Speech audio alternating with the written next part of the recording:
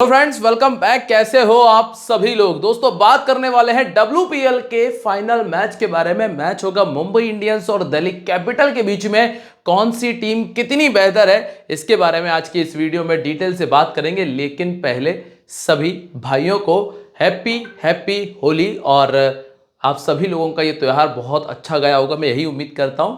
अभी हम दोस्तों इस मैच के बारे में डिटेल से बात करते हैं और समझते हैं कि करना क्या है आखिर।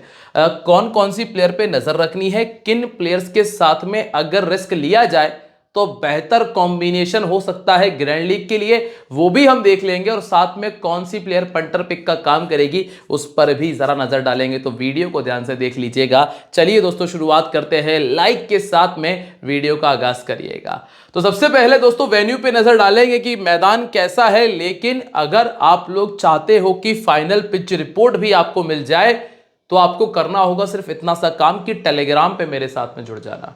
टेलीग्राम का लिंक जो मैंने वीडियो के डिस्क्रिप्शन में दिया है ना, वो आप लोगों के लिए जरूरी है, क्योंकि यहीं पर तो आपको फाइनल टीम और फाइनल अपडेट मिलेगा।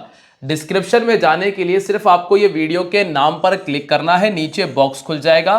पहला जो लिंक है ना, इस पर क्लिक करके आप लोग मेरे साथ में टेलीग्राम पर जुड़ सकते हैं। और चलिए दोस्तों चैनल को सब्सक्राइब भी कर लीजिएगा, जिससे क्या होगा कि आने वाली वीडियोस के नोटिफिकेशन आपको मिल जाएंगे। अब बात कर लेते हैं हम मैदान के बारे में। मैच होगा ब्रेबॉर्न स्टेडियम मुंबई में और इस मैदान के ऊपर ना टोटल अभी तक 14 मैचेस हो चुके हैं और इन 14 मैचेस में 7 बार पहले बैटिंग करने वाली टीम ने और 7 बार जो है वो सेकंड बैटिंग करने वाली टीम ने मैच को विन किया है। अगर जो चीज मैंने आपको बताई भी थी कि वैसे तो ये बैटिंग विकेट रहता है, ब्रेबॉर्न का जो स्टेडियम है ना, यहाँ पे आपको जनरली बैटिंग विकेट देखने मिलता है कि बैटर्स जो है ना वो बड़ा कमाल करती हैं यहाँ पे। और पिछले दोनों तीनों मैचेस में हमने वो चीज देखी भी है कि एमआई ने एक बार 213 बना लिया, एक बार आरसीबी ने 199 कर लिया, यहाँ पे एमआई ने 179 का स्कोर किया था और ये जो पिछले साल का मैच है यहाँ पे सिर्फ 131 बन पाया था। तो ओवरऑल अगर देखा जाए ना तो एक अच्छा खासा बैटिंग विकेट है और दोनों टीमों के पास में अच्छी खासी बैटिंग लाइनअप भी है। तो लगभग 170 से 185 का स्कोर आपको देखने मिल जाएगा। ये पहली इनिंग में जो भी टीम बैटिंग करेगी वो इतना स्कोर तो कर लेगी। और मैं आपको ये भी बता दूं कि चाहे एमआई पहले बैटिंग करे या चाहे एमआई सेकंड बैटिंग करे या दिल्ली सेकंड बैटिंग करे, जो भी टीम सेकंड बैटिंग करेगी ना वो इस मैच को निकाल रही है। जी हाँ, बिल्कुल परफेक्ट रहेगा, ये आप नोट करके रख लीजिएगा। अब स्कोर करने वाली प्लेयर थी मैथ्यूज, जिन्होंने 77 किया। ओपन करने आई थी स्कोर करने वाली प्लेयर थी स्मृति मंधाना, 53 का स्कोर किया। स्कोर करने वाली प्लेयर थी हरमनप्रीत कौर, 54 बनाया था और मैगलैनिन ने यहां पे 35 का स्कोर किया। सेकंड इनिंग में डैनियल गिब्सन 34 ओपन, यहां तो खैर भारतीय फुलमाली थी, यहां पे नेट सीवर ब्रेंट थी और यहां पर भी नेट सीवर ने ही स्कोर किया था। तो पिछले साल का जो आखिरी मैच था वो भी दिल्ली और मुंबई के बीच में था इस मैदान पे, इस मैदान की बात कर रहा हूं। और इस साल का भी जो आखिरी मैच है वो दिल्ली और मुंबई के बीच में इस मैदान पर खेला जाने वाला है। आप चाहो तो इस मैच को भी एक बार रिपीट करके देख लेना, इस मैच का स्कोर कार्ड निकालना और सेम ऐसी टीम भी बना के पटक देना। बाई चांस अगर सब कुछ रिपीट हो जाए तो वो इस हिसाब से। बाकी जो हमारा लॉजिक काम कर रहा है, जो हमारा ट्रेंड काम कर रहा है, उसमें तो ये है कि दोनों इनिंग्स में टॉप ऑर्डर में से एक प्लेयर आपको बहुत आराम से 50 बनाकर देकर जाएगी, चाहे पहली इनिंग हो या हो सेकंड इनिंग। दोनों इनिंग से आपको एक 50 बहुत आराम से टॉप 3 से देखने मिल जाएगा। ये पहली चीज है। दूसरी चीज है कि इस मैदान पर स्पिनर ने बड़ा कमाल किया है, तो स्पिनर पर थोड़ी खास नजर रख लीजिएगा, ये आपके लिए बेहतर ऑप्शन हो जाएगी। और रही बात पावर प्ले की, तो पावर प्ले में एक विकेट आया था, यहां पर भी एक आया था, यहां पर भी एक आया था और यहां जरूर 3 थे, पर ये पिछले साल का मैच है। यहां पे 3 विकेट आए सेकंड इनिंग में, यहां 2 आए थे, यहां भी 2 आए थे और यहां पर भी 2 है। तो सेकंड इनिंग के अंदर पावर प्ले में लगभग 2 विकेट आपको देखने मिल सकते हैं। तो ये जो दोनों चीजें हैं इन पे थोड़ा सा नजर रखिएगा जब आप कॉम्बिनेशन तैयार कर रहे हो ग्रैंड लीग और स्मॉल लीग के लिए। अब दोनों टीमों का हेड टू हेड देख लेते हैं। इस साल जब ये दोनों टीमें आमने सामने हुई थी तो 123 बनाया था एमआई ने और दिल्ली ने बहुत आराम से चेस किया था। जिसमें मैथ्यूज का 22 आया था, मैगलेनिन का 60, शेफाली वर्मा का 43, जेस जोनासन के 30 और मीनू मानी ने भी 3 विकेट निकाले थे। और वही दूसरी तरफ एक और मैच जिसमें एमआई ने 164 किया और दिल्ली ने उसे भी चेस किया था, और इस मैच में शेफाली वर्मा का 43 था, निक्की प्रसाद का 35 था, एनाबेल सदरलैंड के 3 विकेट और जो 2 विकेट थे वो निकाले थे शिखा पांडे ने।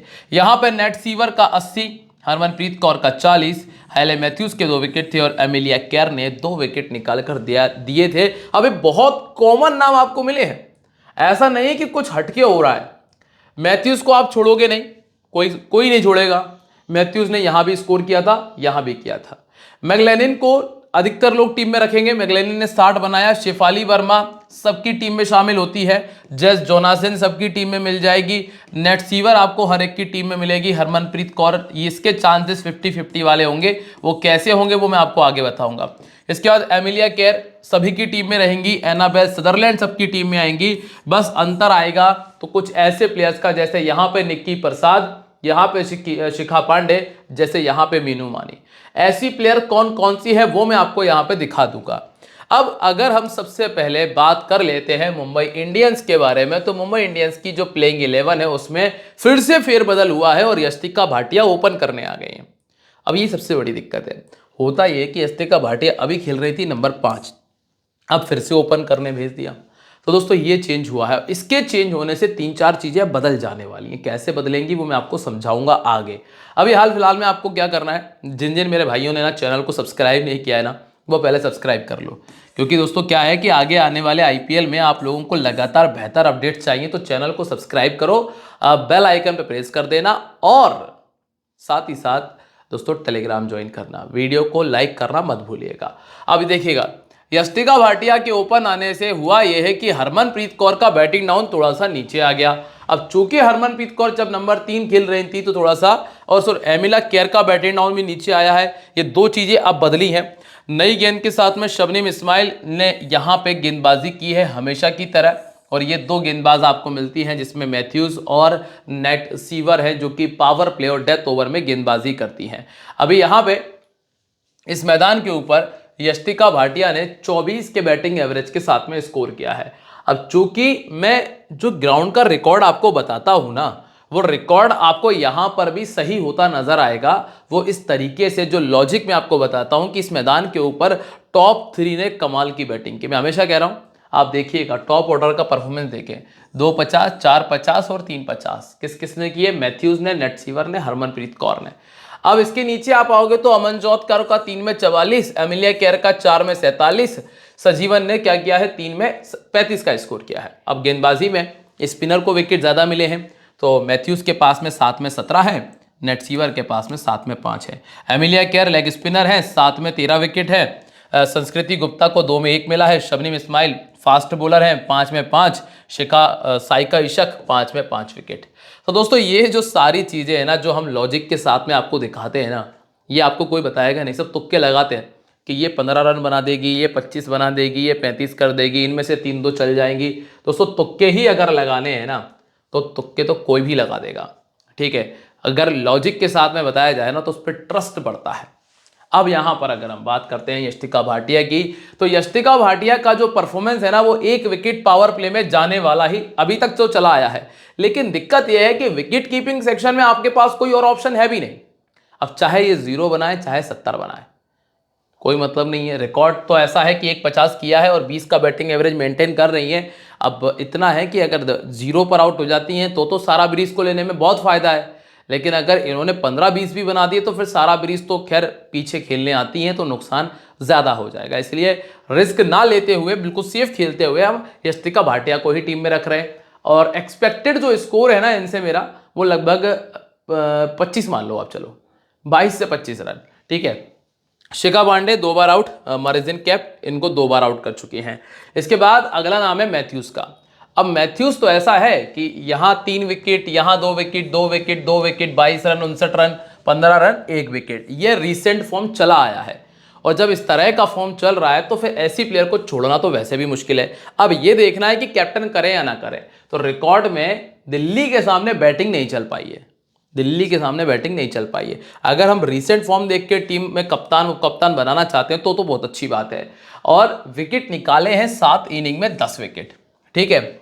और ओवरऑल देखा जाए तो सेकंड बैटिंग अच्छा करती हैं, 7 बार 50 से ऊपर का स्कोर है। जेस जोनासन ने 3 बार आउट कर दिया, मार्जिन कैप ने 6 बार आउट कर दिया है, तो ये दोनों ने थोड़ा सा ज़्यादा परेशान किया है। नंबर 3 पे है नेट सीवर, इनका भी वही है, बस दिक्कत इतनी सी कि इनकी गेंदबाजी खराब है, इनकी बल्लेबाजी बहुत अच्छी है। लेकिन मेरे हिसाब से कैप्टन उसको करने में ज़्यादा फायदा है जिसकी गेंदबाजी अच्छी है, क्योंकि बल्लेबाजी में आपको कम से कम 60-70 बनाना पड़ेगा कैप्टन का काम करने के लिए। लेकिन गेंदबाजी में अगर आपने 2 विकेट भी निकाल दिए ना तो आप कैप्टनसी के लिए अच्छी चॉइस बन जाते हैं। और फिर अब तो डॉट बॉल का भी पॉइंट मिलने लगा है तो उससे और फायदा है। तो कुल मिलाकर अगर देखा जाए ना तो मैथ्यूज ही अभी तक तो कैप्टनसी के लिए बेस्ट चॉइस है स्मॉल लीग में। जीएल में चाहो तो आप इनको कैप्टन कर सकते हो क्योंकि इनका बैटिंग एवरेज 51 का है, और अगर एक आधे विकेट निकाल देती हैं तो फिर फायदा देंगी, चूंकि उतनी बेहतर विकेट टेकर बॉलर तो नहीं है।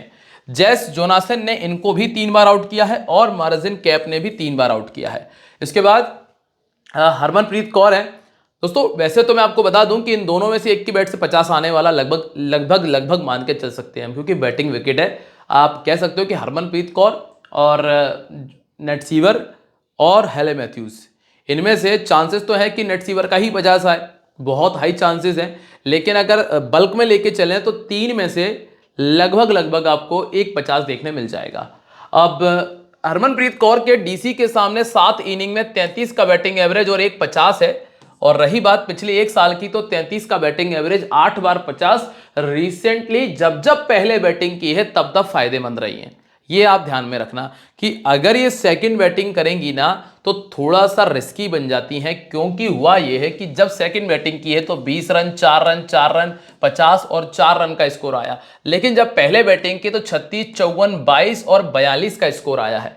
ये जो ब्रैकेट में मैं लिखता हूँ सजाने के लिए नहीं लिखता, यह नहीं कि मेरे को थोड़ा फैंसी कंपटीशन में आपको लेके जाना है, फैंसी ड्रेस कंपटीशन क्या कहते हैं उसे, उसमें लेके जाना है। ये जो मैंने ब्रैकेट लगाए हैं इसका मतलब ये है कि ये पहली इनिंग में स्कोर किया है।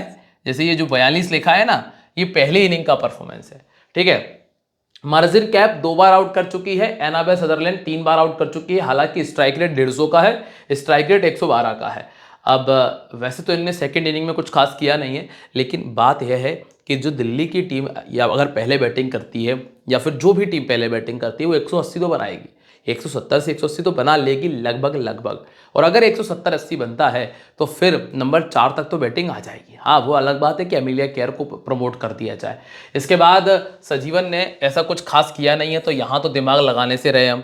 फिर इसके बाद नंबर 6 पर एमिलिया केयर, कमाल की बॉलर है, थोड़ी बहुत बल्लेबाजी कर लेती है। 24 इनिंग में 38 विकेट हैं, लेकिन दिल्ली के सामने 7 इनिंग में 6 विकेट निकाले हैं। लेकिन कंफर्म तो है टीम में जगह बनाएंगी, पर कैप्टन वाइस कैप्टनसी से अब दूर हो गई क्योंकि बैटिंग डाउन नीचे चला गया है। कमाल की प्लेयर है, इनको तो मैं वैसे भी नहीं छोड़ता। क्यों नहीं छोड़ता आप मुझे कमेंट में बता दीजिएगा। अब इसके बाद है अमनजोत कौर की गेंदबाजी थोड़ी सी कम कर दी गई है, इसलिए मैंने इनको छोड़ना शुरू कर दिया, नहीं तो मैं ट्राई करता ज़रूर इनको। बैटिंग कर लेती हैं और फिर अगर 1 ओवर 2 ओवर डेथ में डाल दे तो क्या नुकसान क्या है, फ़ायदा ही होता। लेकिन अभी कर नहीं रही हो तो फिर वो दिक्कत है। इसके बाद है कामिलिनी, यहाँ पर दिमाग नहीं लगाना हमें। संस्कृति गुप्ता ऑफ स्पिनर है, लेकिन इन्होंने भी ऐसा कुछ कमाल तो किया नहीं है, तो इन पर भी आपको ज़्यादा फोकस नहीं करना। फिर आपको मिलती है शबनम इस्माइल और साइका इशक। अगर रिस्क लेना चाहते हो तो शबनम इस्माइल को छोड़कर एक जेमिमा रॉड्रिग्स को बढ़ा सकते हो, ये आप एक चेंज कर सकते हो। लेकिन दिक्कत यह है कि बॉलिंग सेक्शन में से एक प्लेयर तो लेना ही लेना पड़ेगा, क्योंकि ऑलराउंडर सेक्शन में 6 प्लेयर ऑलरेडी मौजूद हैं। 3 बल्लेबाजी में से ले रहे हैं हम, 1 विकेट कीपर पटकेंगे। ये जो मैंने बनाया 6 3 9 10 11, हाँ देखो मुझे याद है 11 प्लेयर हमने टीम में पटके हुए हैं। 37 में 40 विकेट है, तो मजबूरन आपको रखना पड़ेगा शबनम इस्माइल को। अगर आप इनका रिप्लेसमेंट को तलाश कर रहे हैं तो साइका इशक एक अच्छा रिप्लेसमेंट है इनका। अगर आप चाहो तो साइका इशक को ट्राई कर सकते हो। 21 इनिंग में 24 विकेट इनके पास है। पॉसिबल ये भी हो सकता है कि शबनम इस्माइल पावर प्ले में विकेट ना निकाल पाए और फिर साइका इशक आपको मिडिल ओवर या डेथ ओवर में विकेट दें। पर पिछले मैच में साइका इशक ने 1 ही ओवर डाला था। ये भी तो एक समस्या है कि अगर आपने रिस्क ले लिया और उसको गेंदबाजी भी ना मिले तो वो भी बड़ी दिक्कत है। अब दिल्ली के बारे में चर्चा कर लेते हैं भाई। दिल्ली की तरफ से देखेंगे, लेकिन सबसे पहले यार जिन जिन लोगों ने लाइक नहीं किया है ना, पहले लाइक करो यार दोस्तों। अगर आप लोग लाइक नहीं करते हो, कमेंट नहीं करते हो, तो वो मज़ा ही नहीं आता है जो वीडियो बनाने में आना चाहिए। क्योंकि यार मेहनत तो लगती है, आप भी जानते हो, इतना सारा रिकॉर्ड्स निकालने होते हैं, फिर उसको आपको बताना होता है अपने तरीके से कि भाई किस तरीके से आपको समझा सकता हूँ। तो ये सारी चीज़ें दोस्तों आप लोगों के लाइक और सपोर्ट पर डिपेंड करती हैं। जितना सपोर्ट करोगे उतना बेहतर परफॉर्मेंस होगा और विनिंग भी उतनी ज़बरदस्त होगी। अब यहाँ पे देखें, मैकलेनिन है, शेफाली वर्मा है, Jess Jonassen, Jemimah Rodrigues, Annabel Sutherland, Marizanne Kapp, यहाँ तक इनके पास में अच्छी बल्लेबाजी है। अब इतनी अच्छी बल्लेबाजी यहाँ तक होने की वजह से सारा ब्रीज को रखने का फायदा हो नहीं पाता है, क्योंकि इनका बैटिंग डाउन भी नीचे है। मरिजिन कैप आपको पावर प्ले में गेंदबाजी दे रही हैं। एक शिखा पांडे हैं जो कि डेथ ओवर में भी आ जाती हैं, और 18वें से 20वां ओवर मिलता है जेस जोनासन का। अब इस मैदान के ऊपर वही चीज मैंने आपको बताई कि टॉप ऑर्डर स्कोर करता है तो मैकलेनिन का भी 50 है और शेफाली वर्मा का भी 50 है, और छोटे मोटे 50 नहीं है, 72 और 84 का स्कोर है 4-4 मैचेस में। इसके बाद रॉड्रिग्स ने गंदा खेला है, बैटिंग एवरेज 12 है। जेस जोनासन 3 में 6। ये भी कह सकते हो कि जोनासन हमेशा चौथे नंबर पर बैटिंग नहीं करती थी, इन्हें कई बार आप नीचे खेलते हुए भी देखा होगा आपने। एनाबेल 2 में 14 और मार्जिन कैप 4 में 127। गेंदबाजी में एनाबेल 2 विकेट है, जेस जोनासन 4 विकेट है, मार्जिन कैप के पास 1 है और शिखा पांडे के पास में भी 1 ही विकेट है। अब मैकलेनिन क्या किया है कि एक मैच में 92, एक में 60, एक में 69, 80% लगभग सिलेक्शन है। और एमआई को तो खैर पसंद करती हैं, क्योंकि 7 मैचेस में 269 बना चुकी हैं, 2 बार 50 से ऊपर का स्कोर है। शबनम इस्माइल ने 4 बार आउट कर दिया 135 गेंदों में, लगभग 21 ओवर में, 21-22 लगभग 23 ओवर में 4 बार आउट किया है। स्ट्राइक रेट 98 के आसपास है, मतलब दिक्कतें तो दी हैं। इसके बाद मैथ्यूज जो हैं वो भी 2 बार आउट कर चुकी हैं लगभग 10 ओवर में, तो ऐसी कोई परेशानी नहीं हुई है। हाँ, आउट हुई हैं 2 बार, कोई बहुत बड़ी बात नहीं है।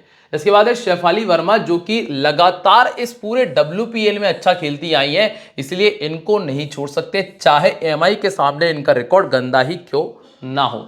इसके बाद है जेस जोनासन।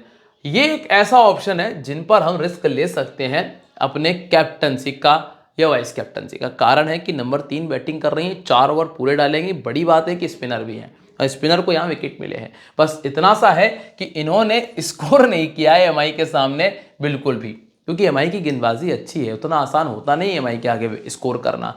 तो बस रिस्क यही है कि बैटिंग नहीं कर पाएंगी बिल्कुल भी। अगर चल गई तो फिर वो बहुत बड़ा डिफरेंशियल रिस्क हो जाएगा, लेकिन काम कर सकता है। अब 5 इनिंग में 9 विकेट निकाले हैं। गेंदबाजी पे शक नहीं है, शक बल्लेबाजी पर है। ऑर्थोडॉक्स के सामने 6 बार आउट हुई हैं। साइका इशक के पास में मौका है कि विकेट निकालें। फिर इसके बाद जेमिमा रॉड्रिग्स 1 बार 34 और 1 बार 56 किया है। अब वैसे तो आपके पास जगह ही नहीं है लेने की, ईमानदारी से कहूँ तो जगह नहीं है लेने की। अब जगह नहीं है तो फिर उठाना पड़ेगा रिस्क, और अब रिस्क उठाना है तो 2 ऑप्शन है। एक ऑप्शन है कि भाई मैकलेनिन या वर्मा से किसी को छोड़ के रॉड्रिग्स पर आ जाओ, एक पहला रिस्क तो ये है, और दूसरा रिस्क ये कि हरमनप्रीत कौर को छोड़ दो। तो ये 2 में से एक रिस्क उठाना पड़ेगा यहाँ तक आने के लिए।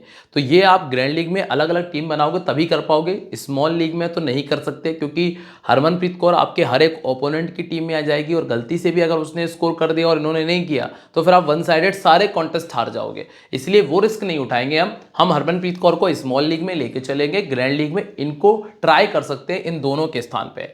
फिर इसके बाद एनाबेल सदरलैंड है, जिन्होंने 28 इनिंग में 27 विकेट निकाले हैं। बैटिंग प्लस बॉलिंग दोनों कर लेती हैं। बैटिंग एमआई के सामने अच्छी नहीं हुई है, पर गेंदबाजी करती हैं, इस वजह से इनको रखना एक तरह से कंपलसरी सा हो जाता है। फिर इसके बाद क्योंकि जो ऑलराउंडर है ना, जो 4 ओवर पूरे डाल रही हैं, 3 ओवर डाल रही हैं, 3 ओवर में अगर मान लीजिए कि 5 गेंदें, 7 गेंदें, 10 गेंदें खाली निकाल दी हैं, 7-8 गेंदें भी अगर खाली हो गई तो 7-8 पॉइंट तो सीधा सीधा वो बन जाता है। फिर उसके बाद अगर गलती से विकेट आ जाए तो 25-30 पॉइंट वो बन जाते हैं। फिर बैटिंग कर रही हैं 10-15 पॉइंट वो बन जाते हैं। तो 40 से लेकर 50 पॉइंट का जो कॉम्बो है ना, वो एक ऑलराउंडर का बना बनाया रखा है, इसलिए वो रिस्क नहीं उठा पाते हम कि ऑलराउंडर को छोड़ दें। और इसके बाद सेम कंडीशन मार्जिन कैप के साथ में है, लेकिन ये बॉलर फिर भी बेहतर है। 32 इनिंग में 37 विकेट है, और देखा जाए तो इन पर भी वही बात है कि दोस्तों रिस्क लेने के लिए ना आपके पास रिप्लेसमेंट नहीं है, सीधी सी बात यह है। तो ज़्यादा ऑप्शन नहीं है, तो ये तो आपको रखने पड़ेंगे। लेकिन अगर ऑप्शन चाहिए तो एक साइका इशक पे रिस्क उठा सकते हो टीम में उन्हें रखने का, और इसके अलावा एक यहाँ से भी प्लेयर बताऊंगा आपको मैं, 3 बार इनको आउट कर चुकी है मैथ्यूज, 2 बार एमिलिया केयर ने आउट किया है। इसके बाद है सारा ब्रीज, 23 का बैटिंग एवरेज है, विकेट कीपर है, यहाँ तक मुझे लगता नहीं कि आपको ज़रूरत पड़ेगी। निक्की प्रसाद ने अच्छा खेला है। अगर ये टीम पहले बैटिंग कर रही है ना तो फिर एक रिस्क उठा सकते हो। बाई चांस अगर कॉलेप्स कर जाए टीम, नहीं बन रहा है 100 रन, नहीं बन रहा है 125 रन, और यहाँ तक बैटिंग आती है, 30 रन बना दिए, 25 बना दिया, 35 बना दिया, और फिर पूरी टीम ने मिलकर बनाए 100 रन, 110 रन, सामने वाली टीम का टॉप ऑर्डर स्कोर खत्म कर देगा। तो यहाँ निक्की प्रसाद पे रिस्क लिया जा सकता है। ठीक है, इसके बाद 9 नंबर पे है तितास साधु, 7 इनिंग 4 विकेट, एवरेज बॉलर है। एवरेज बॉलर की वजह से नहीं दिमाग लगा सकते यहाँ पे। और मीनू मानी ने हालांकि एक मैच में 3 विकेट निकाले और वो इसी टीम के सामने भी थे, लेकिन फिर भी उतना बेटर ऑप्शन नहीं है। शिखा पांडे एक अच्छा ऑप्शन है जिनको आप चाहो तो रख सकते हो, और रखने की जगह हो जाएगी मार्जिन कैप। मार्जिन कैप की जगह रख सकते हो, क्योंकि ये डेथ ओवर में भी गेंदबाजी करती हैं तो पहले बॉलिंग में ही फायदा ज़्यादा दे पाएंगी। अब है यहाँ पे हेले मैथ्यूज, नेट सीवर और जेस जोनासन। सबसे बेटर चॉइस, सबसे better option captain vice captaincy small league के लिए। ग्रैंड लीग में जाना चाहते हो तो एमिलिया केयर और मार्जिन कैप की तरफ आया जा सकता है। अब तैयार करते हैं कॉम्बिनेशन। सबसे पहले मेरे भाई बंधु जितने भी हैं जिन्होंने ऑनेस्ट 11 एप्लीकेशन साइन अप नहीं किया है, कर लीजिएगा दोस्तों। बहुत लेस कंपटीशन आपको मिलेगा। इसके अलावा आपको ऑफर्स मिलते हैं, कमाल के ऑफर्स हैं आईपीएल के लिए भी, और 0% कमीशन मिल जाता है, जीएसटी फ्री है, टीडीएस फ्री है, और क्या चाहिए आपको इससे ज़्यादा? और क्या ही ऑफर्स लेकर आऊँगा आप लोगों के लिए, लिंक डिस्क्रिप्शन में मिल जाएगा, ना मिले तो टेलीग्राम से उठा लेना। ठीक है, wicket keeping choice Meg Lanning, Verma, Harmanpreet Kaur. Marizanne Kapp Annabel, Jess Jonassen, Amelia Kerr, Matthews, Nat Sciver और शबनम इस्माइल टीम में है। कैप्टन वाइस कैप्टन ये है, इनको स्विच कर सकते हो, इससे ज़्यादा कुछ बनता नहीं है। उम्मीद करता हूँ कि सारी चीज़ें आपको समझ में आ गई होंगी, और टेलीग्राम ज्वाइन कर लेना जिसका लिंक डिस्क्रिप्शन में है। This game may be habit forming और financially risky, so please play responsibly. मिलते रहेंगे आप लोगों से अपनी अगली वीडियो में, तब तक के लिए बाय। जय हिंद, जय महाकाल।